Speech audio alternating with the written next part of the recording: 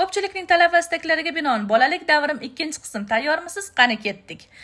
Aynan bizning davrdagi o'quvchilar yaxshi bilishadi. 25-maydan keyin o'qish tugadi deb uyga ketib bormasdan kamida 2 hafta maktabda yurardik. Sababi kitob topshiramiz, imtihon topshiramiz, o'z sinfimizni o'zimiz remont qilamiz va territoriyamizni tozalab qaytamiz. Yoz mavsumi ichida ham ustozlarni ko'rib qolsak, hurmatini joyiga qo'yamiz.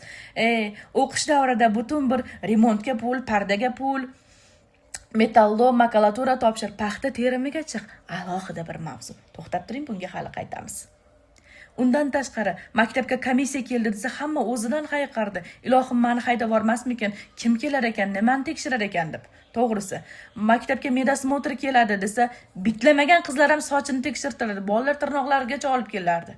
Masalanda, medosmotr keldi degan kunimiz esa hamma o'z sinfdoshidan hayiqardi. Kim derazadan sakraydi, kim qaysi ukoldan qo'rqadi deb bir-birimizga kulimsirab qo'yardik. Lekin hech kim nafsoniyatimizga tegmas edi.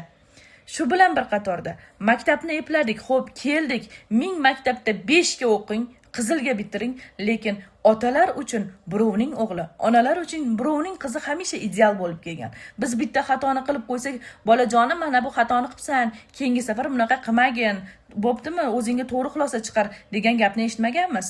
Nega falonchini bolasiga o'xshamaysan? Nega falonchidan qating kam degan gapni eshitganmiz. Lekin bu bizga detskiy travma bo'lib qolmagan. Bizga hech kim ovqatingni yeb bo'lsang PlayStation o'ynaysan demagan. Ovqatingni tez-tez yeb, kun isib ketdi, ana bu yerda shuncha ish turibdi, bitta manga zarilmi degan gapni eshitganmiz. U ham yetmagandek.